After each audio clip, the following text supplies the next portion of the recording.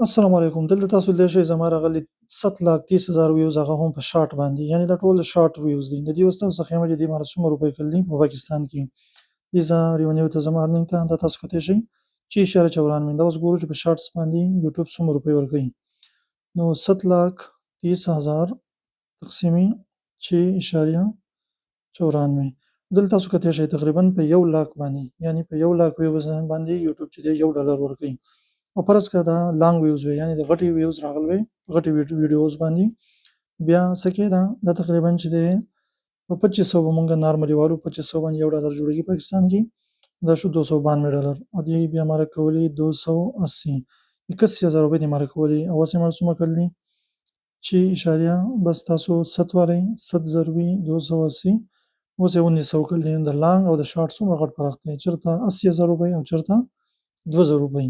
د دې وجې نه تاسو کوشش وکړئ چې لانګ ویډیوز چې دی هغه ښکلي جوړې کړئ، خلک چې دی هغه یې انټرټین کړئ، خلکو ته پس ور وښایئ، خلکو ته فایده ورکړئ.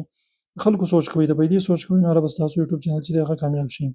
یوه غلطي بالکل مه کوئ چې په یو کټګري باندې تاسو کار وکئ، مکس اچار مه جوړوئ. په یو کټګري باندې کار کوئ، هغه یو څیز باندې ویډیوګانې جوړوئ، نو انشاءالله ستاسو چینل به زر هغه کامیاب شي.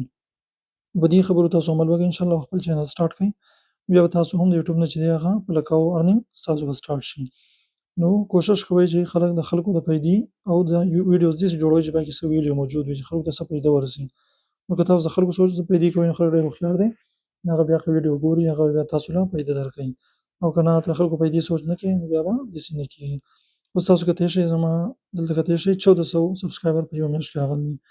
نو سبسکرایبر او په دې پسې منډې مه وهئ، بس خلکو ته پیدې سوچ وکئ، انشاءالله ستاسو سبسکرایبر ویوز او داسې ارنینګ وغیره هر څه به خپله سټارټ شي. خلکو پیدې سوچ وکئ، خلک چې دی هغه ایجوکیټ کړئ، موټیویټ یې کړئ، خلکو ته څه کار ور وښایئ، خلکو له څه انفارمیشن ورکړئ، معلومات ورکړئ، انشاءالله په خپله به هر څه برابر شي.